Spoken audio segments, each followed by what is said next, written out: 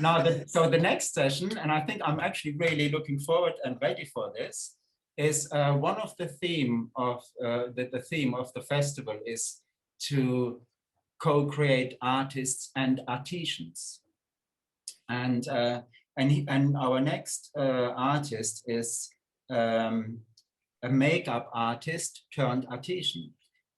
So what I would like, yes, and I believe what we're going to see is, I'm not certain, but I think we're going to learn how to massage our face. So I'm actually quite ready for it, you know, so we can get through the festival. So let me see. Melissa Chartan, are you in the building? Hello, yeah, I'm here. You are. Hi. Wow, okay, cool. Melissa, okay. So, so Melissa, let me introduce you because it's a real pleasure. Okay. Yeah, so let me introduce you. And so from makeup artist to artisan with Melissa Chartan. So the journey of makeup artist turned artisan with Melissa Chartan, creating her own 100% natural sustainable product line, transforming daily skincare. After years of research and practice blending oils, so this is in the words of Melissa, after years of research and practice blending oils, I have not only learned about the specific benefits of each oil, but also mastered with combinations work best practice over time. My blending of oils evolved into the formulation of natural skincare products. The results were so significant that I just couldn't keep it a secret. Wow, yeah, sometimes we want to keep it as a secret. Yeah, because we have a lot of best secret recipes here in Italy. You know, I can imagine, yes, yeah. And with a loyal following from my family, and I have really I'm honored to know Melissa's family. It's an amazing family. Following family and friends, I eventually decided to bring my products to market. After a year of refining my formulas, Planted, which is the brand, so Melissa has created a fabulous brand, Planted, was born in my kitchen. So I would encourage everyone to check out Melissa's bio as an artist, but also go onto her website in terms of Planted.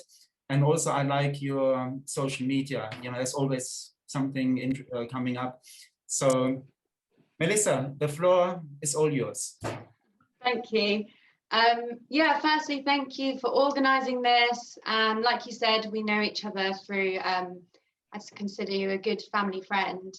And I just think it's great that you're creating a space where interesting, creative people can come together. Sometimes it can be quite lonely working on your own freelance service or business. So yeah, I really like the idea of this community, and you're also interesting. I hope I can offer something that's useful to you guys as well. Well, Melissa, let me share with you. This is a journey, and we hope that you're part of this journey because we're already taking this into the second edition of the festival. Thank you. That's very sweet. Yeah, where do I start? So I used to have skin problems when I was younger. That's how I got into reading about plant oils and natural ingredients, because I was using so many different products that weren't helping my eczema and psoriasis. And it wasn't until I used olive oil that just from the kitchen that I realized it was so much better than the mass-produced things I was using. So from quite a young age, I was using all sorts of herbal remedies, and so it's quite a natural progression for me to eventually go to market with my products, because I was making them for my friends and their friends. So I would encourage everyone to, well, I don't know, for me personally, looking after my skin or having a sort of regime is something that I rely on a lot for my emotional health as well, I think, because it's my way of having self-care routine and showing up for myself every day and I think self-love is the root of a lot of things that help us in life. So yeah, I was thinking of a little massage that we could do together, just something nice, interactive. If anyone has some oils to hand, even olive oil or something, then we have plenty of olive oil in Italy. So exactly. I will get some. I will get some. Yes, I will get some. Okay, yeah, sure. Yeah, okay. I'll wait for him to get some. Is coconut oil okay, Melissa? Yeah, coconut oil sometimes can block your pores and can give you spots if you're prone to them. But for some people, I'm not prone to spots. I'm prone to wrinkles and stuff. I'll be fine. Yeah, yeah.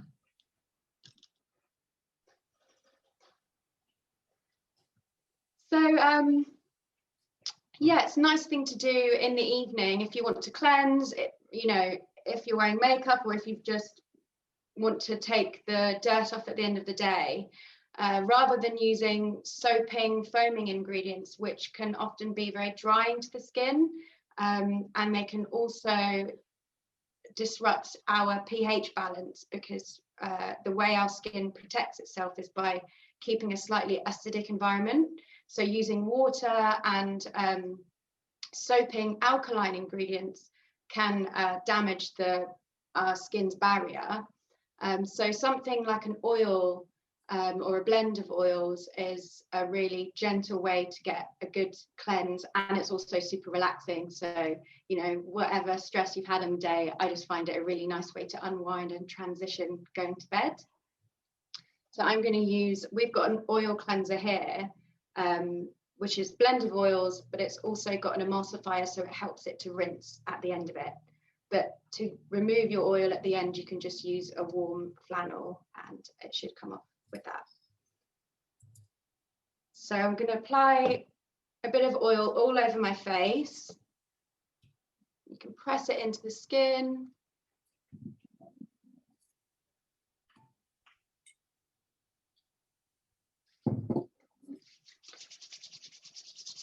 And then I'm going to start with the top of our head. It's going to be like a lymphatic drainage sort of massage where we're going to be draining everything from the top down. So starting by pressing with a couple of fingers between your eyebrows, just above the middle bit of your eyebrows, where your third eye would be. This is really good for anti-anxiety. We tend to hold a lot of tension on our forehead.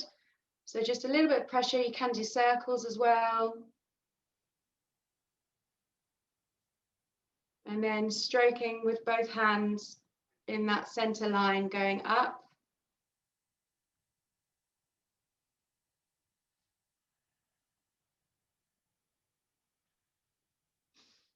And then taking 3 fingers and then going from the center of the forehead across down to your temples.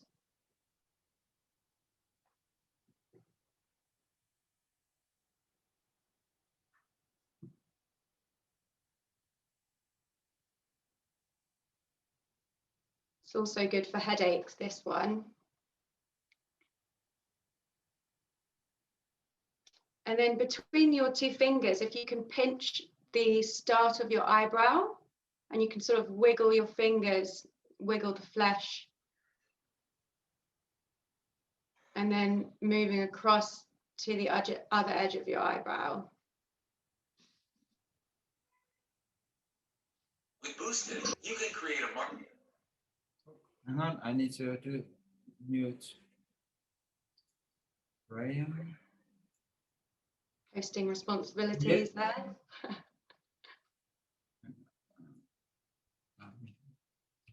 And then with your ring fingers, if you place it just either side of the bridge of your nose, next to your eyes, with gentle pressure, and you can do little circular movements, but careful not to pull the skin.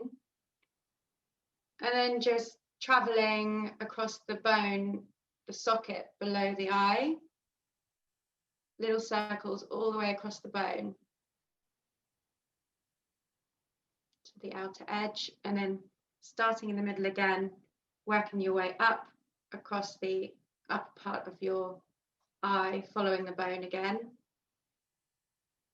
This is really good for, our eyes tend to collect a bit of fluid or blood.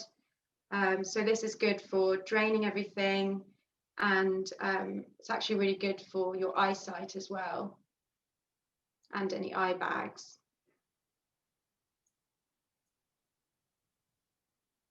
I'm just repeating that.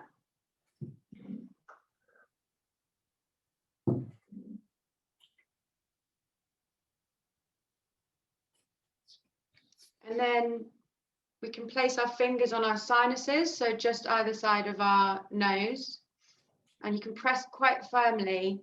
If you've got a bit of a blocked nose, it always unblocks it. You can take a nice deep breath in through your clear nose. And then put your fingers a bit wider position. We can press again. Just keep pressing across our cheekbone, all the way up towards our ear.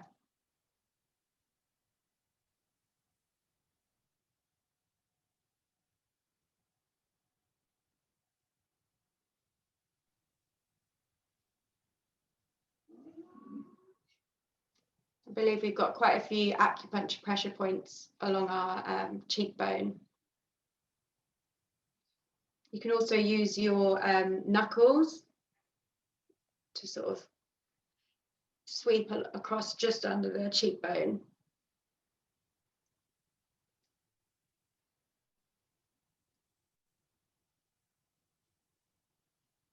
And then press just on your chin. Another pressure point. And then pinch along from your chin all the way along your jawline towards your ear. Another place we hold a lot of tension is in our jaw as well. I notice if I've been stressed, I can actually see that my jaw has got a bit wider, like my muscles have widened. And you can use your knuckles to massage along the jaw as well for a bit more pressure.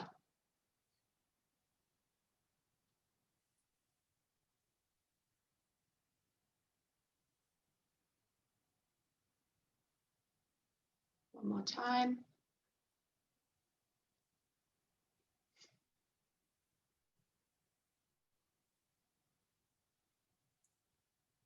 And then what I like to finish with is taking my two fingers like a scissor shape, placing them either side of my ear, so one behind and one in front, and then just rubbing up and down. Sometimes if you've got a puffy face in the morning, this really depuffs everything.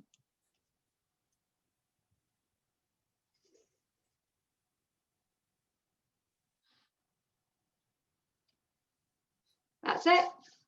It was good for me, actually. I was a bit nervous to do this, so it was really nice to do something calming with everyone. This is a safe environment, yeah. And actually, I feel, well, we had a session where I felt re-energized. Now I feel, yeah, a bit more relaxed because we've been doing a lot of talking. And, yeah. And I think it has actually stressed out my jaw. Yeah. Oh, good. Yes. Yeah. Glad it I've got a few sessions to go through. Hopefully you're not too relaxed then, you'll stay awake for the rest. Yeah. So, Melissa, do you want to talk a bit about your brand, and in terms of, do you see, how do you see your branding? And yeah, sure. Well, I've got 4 products I'll show you here. So I've got face cream, the oil cleanser, which I've just used now, and then I've got a coffee scrub and a body butter. And yeah, I've been going for 4 years, and basically was making my own because I couldn't find something that was 100% natural, that worked to my standards. And but along the way, as I've been thinking about exactly what brand I want to be, sustainability is really important to me. I can't say I'm fully sustainable. I think it's I hope I will one day be able to call myself completely sustainable, but I think it's very hard. It's very hard to be completely sustainable. But it's a constant ongoing mission for me, is to think about every stage of the production and thinking about what impact it has on communities and the world, basically. So I hope my vision of success is when I'm big enough to buy directly from farmers, I can work alongside farmers that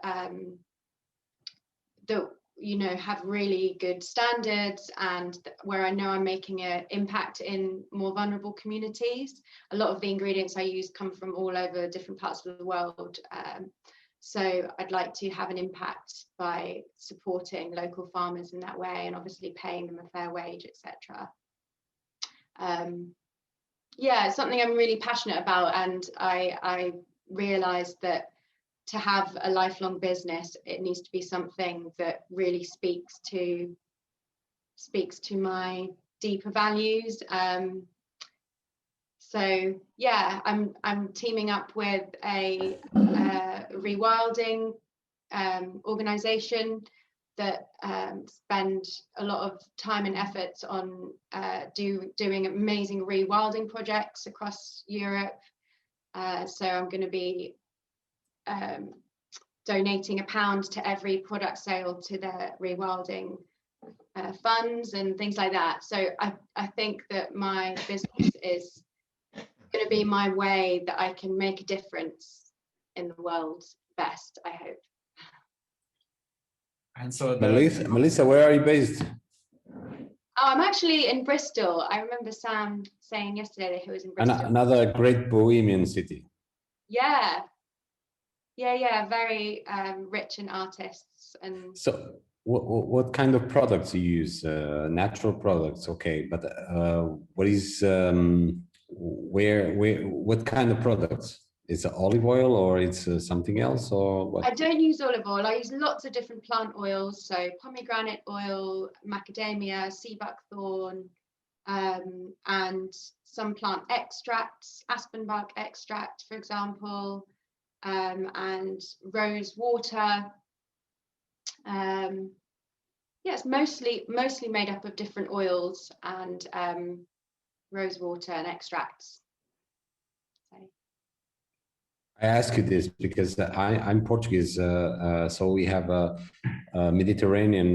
There's a trend growing with the olive oil products. So that's why I was curious to see if you were in Italy or you were using some kind of olive oil.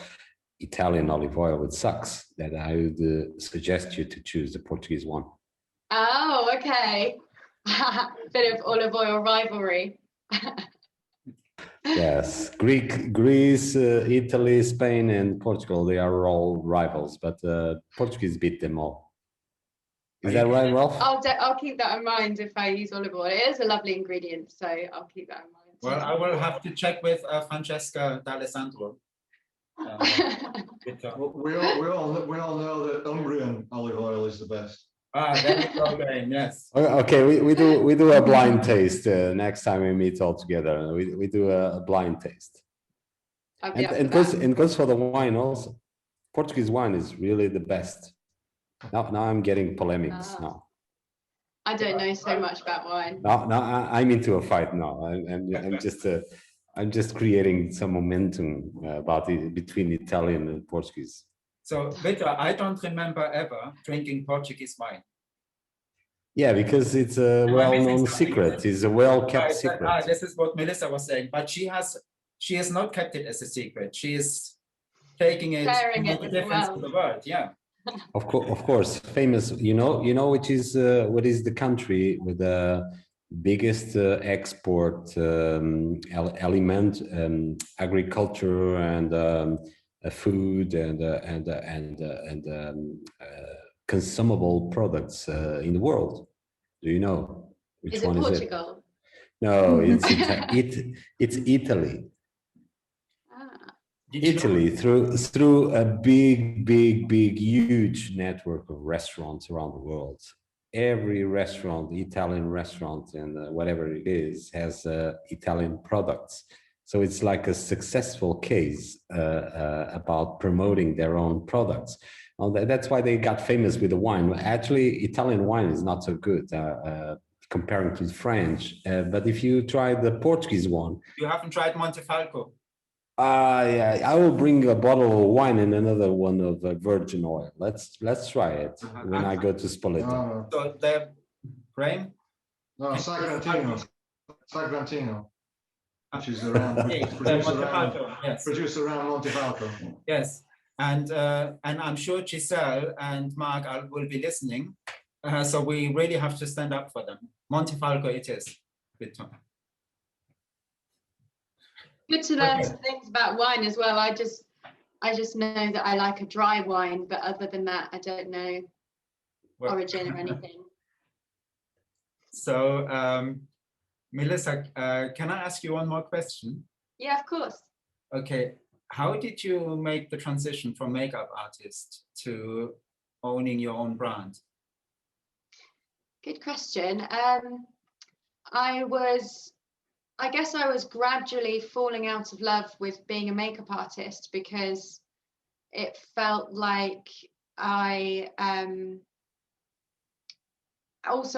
the while I was becoming more interested in natural ingredients and realizing that my makeup kit was full of toxicity. And so I came to a crossroads basically where I was going to decide whether I wanted to become a natural makeup artist where I would get a whole new kit of natural makeup, although natural makeup hadn't come far enough to be as good quality at the time as not natural makeup. Or I actually did a competition randomly where I won business insurance, but my makeup artistry was already insured and I was already making my products and giving them out to my friends. So I thought, oh, I'll just insure myself for that. And that actually spurred me on. I really wonder whether if I didn't do that competition, whether I would have started my business. I think I would have eventually, but it definitely gave me the push that I needed. So, Melissa, what platforms are you using to promote your products? Right now, you have a store, a shop, I believe it's closed. Yeah, so my website is plantedskincare.com and most of my traffic comes from Instagram. So my tag on Instagram is planted skincare. So you do live skin treatment?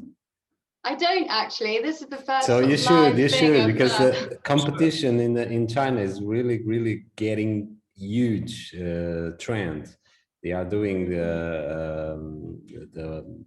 we don't call it YouTubers, they call it the live streamers. The live streamers right now in Asia, they are really crazy about the cosmetics and natural products. So pay attention because the competition there is can become really complicated to deal with. Is that on Instagram, you mean? Or like TikTok? Oh, they do it in 50 platforms simultaneous. Wow. They have I can share with the picture with the group in the future, but you can see live streamers with at least 100 iPhones connected, phones connected. So they are streaming to a huge amount of platforms. This has advantages, of course. They get their products sold fast, but I see your products a little bit more exclusive, right? A little more specific public driven and not massive driven, right? So I think you can choose your customers well, and they pay the right value for you. So this could be also a good way to promote your products. Yeah, thank you. I should share more live things and Instagram stories and whatnot. It's just something that you were talking about being out of your comfort zone before, I think, and it's something that I need some time to get used to, but it's getting there.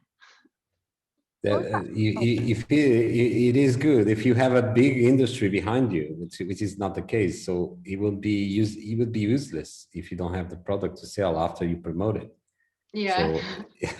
So I think if you target higher income public and the customers, probably it would be safer. All the European products, by the way, I believe. Okay, yeah, I will do. Thank you. Melissa, I have Bigger a question for value, you. lesser stock. I have a question for you, Melissa. Yeah. Hi. Hi, Hi. another Melissa. There's a few of Yeah. us. There are a few of us. This is the festival of Melissas. Yeah, we will rule the world. I mean, no, I wanted to know what you thought about companies like Beauty Counter.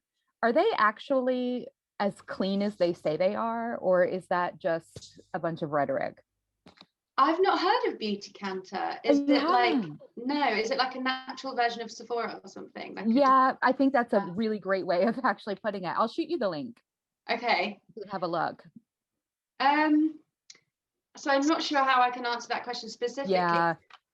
But there are lots of natural sort of department stores online that I know of anyway. And there are some really good natural products out there, but there are also some that pose to be natural and either have really basic or low quality ingredients, like, for example, refined and chemically extracted. You know, you can have avocado oil that's almost clear because it's been refined to death, and maybe it's been chemically extracted with lots of heat, so the properties don't remain anymore. Or there's some ingredients like grapefruit seed extract, for example, which sounds great, but it's been extracted with a 7-step chemical process, and some of the chemicals are quite toxic and are still present in trace amounts. That's why this ingredient is used as a preservative, not because grapefruit seed is preserving, but because the chemicals that are present still from the extraction are very preserving, so that it can be posed as a natural product, but it's still something that I wouldn't personally use. So it's a bit of a minefield in that way, but there definitely are some nice brands out there. Actually, there's a really lovely website where you can write the name of the product or of the ingredients. You know, when you look at the back of the product and you see so many different things, you have no idea what they are. You can input these ingredients into the website and it will give you, based on all scientific articles, it will give you a safety rating on whether that ingredient is toxic or not. So that's really useful. Thank you for that. Wait, do you know the URL? Yeah, it's ewg.com/skindeep. Oh, okay. Thank you for that. All right. Okay, so Melissa, no, which Melissa am I referring to now? Getting confusing. So The smart. Okay, Melissa. They are all Melissas, only Melissas, and they are all smart. So yeah, smart Melissa. They're all smart, exactly. So Melissa, a makeup artist turned artisan. So thank you very much for sharing yourself so beautifully and your brand. Thank you, everybody.